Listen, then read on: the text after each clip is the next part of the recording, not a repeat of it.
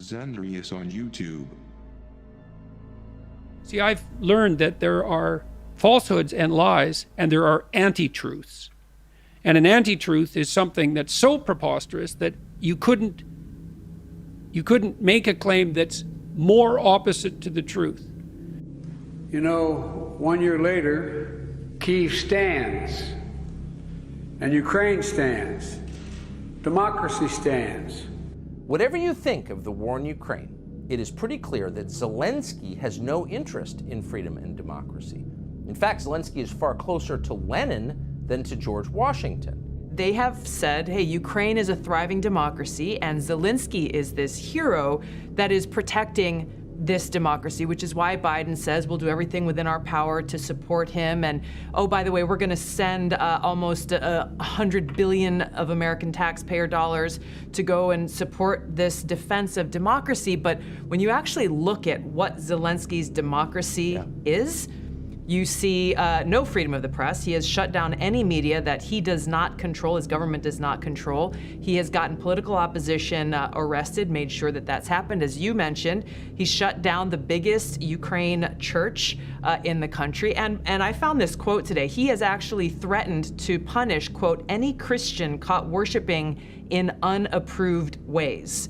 So this is the democracy that they are saying, well, we need all of your money, our money, taxpayer dollars to go and defend. This is their shining example of democracy. It's no surprise then when we look at what's happening here at home, Tucker, and it's no surprise how we see the political and power elite so easily and willing to undermine our own democracy, undermine our own freedoms, abusing their power to achieve their own political interests because they look to Zelensky's democracy and they see a reflection and an opportunity for themselves.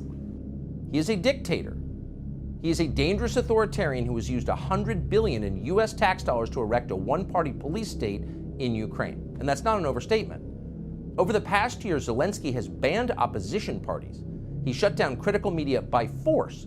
He's arrested his political opponents. He has sent soldiers into churches. Zelensky's secret police have raided monasteries across Ukraine, even a convent full of nuns, and arrested dozens of priests for no justifiable reason whatsoever and in clear violation of the Ukrainian constitution, which no longer matters. And in the face of this, the Biden administration has said nothing, not one word. Instead, they just continue to push to send Zelensky more tax dollars. So naturally, Zelensky has become much bolder. Why wouldn't he? The most corrupt government in Europe is a country by the name of Ukraine. Now, you may have heard of this country, Ukraine. It is the most corrupt government in Europe. The Guardian did a deep dive on Ukraine's corruption. In fact, right now you can go to the U.S. State Department's website and you can see how they document Ukraine's corruption as late as the year 2021. In fact, the United States State Department discourages and even warns U.S. businesses from doing business in Ukraine due to widespread corruption and a government that is anti-democratic. You know, lock up opposition, lock up journalists, make them disappear. This is on the State Department's website. It has been for years, actually. The U.S. State Department in 2021 detailed how the Ukrainian government has a history of making people disappear at the hand of their secret police. So we were shocked.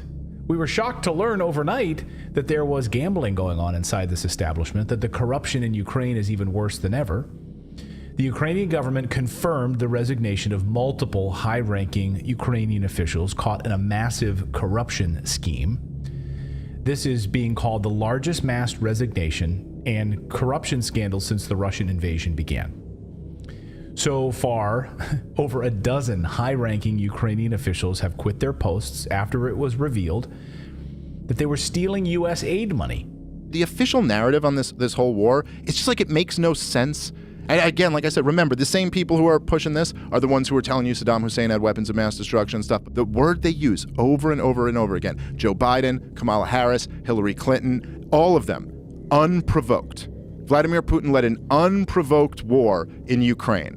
But to say he was unprovoked is like insane. It's just only people who know nothing about the history of this conflict would say there was no provocation. Zelensky ran on peace. He ran on bringing the country back together, right? The Russian speakers in the east, the Donbass. but he didn't do it. So why? Because he got threatened by NATO and the ultra-right in Ukraine. And so they threaten to kill. He knows he's a dead man if he does a peace deal with Russia. So that's why he won't. And when they had a peace deal in March, and that's when Boris Johnson from the UK flew there and said, hey, you don't do this. And he killed the peace deal. So Russia is the one that wants peace in this deal, and Ukraine and NATO do not. They want to bleed Russia economically, and that's why they blew up the Nord Stream 2 pipeline. There was a peace agreement in 2014. The CIA helped overthrow the Ukraine government, and then the people in the Donbass didn't want to go along with this coup government, right? Because the leader of Ukraine wanted to be friendlier economically with Russia instead of join like the European Union. And that they couldn't have that, right? So that's why they did a coup, and the people, the Russian speakers in the Donbass didn't want to go along with that coup, and so they kind of wanted to break away. Ukraine government started shelling the Donbass, and so they had a peace agreement called the Minsk Agreement, and that was supposed to give them independence. They were supposed to have their own elections, and they were going to stop shelling them. They never did. They ended up killing like 14 or 15,000 people in the Donbass over the last 8 years, and now it's been revealed that that peace agreement was never real. Merkel, the former prime minister of Germany, just admitted that the only reason they did that peace agreement was to give Ukraine enough time to build up its military, so when they finally did provoke an invasion, which is what they did, that they would have a military ready to fight Russia. And so people don't know this is what happened. And so they just think that one day Putin woke up and said, I want to go invade Ukraine because I'm a maniac. And they think that he's the bad guy. They think that he's acting rationally. We always knew he would do this. In fact, we were counting on him doing this. That's why we did what we did. And they don't know that Ukraine ramped up their bombing right before the war started last year. They doubled their bombing. They were really trying to provoke it, and they did. They provoked it. And the Russia would rather have a peace agreement. The rest of the world would rather have a peace agreement. Not NATO, not Joe Biden, not the military-industrial complex. And so that's where we are. The United States are the world's terrorists.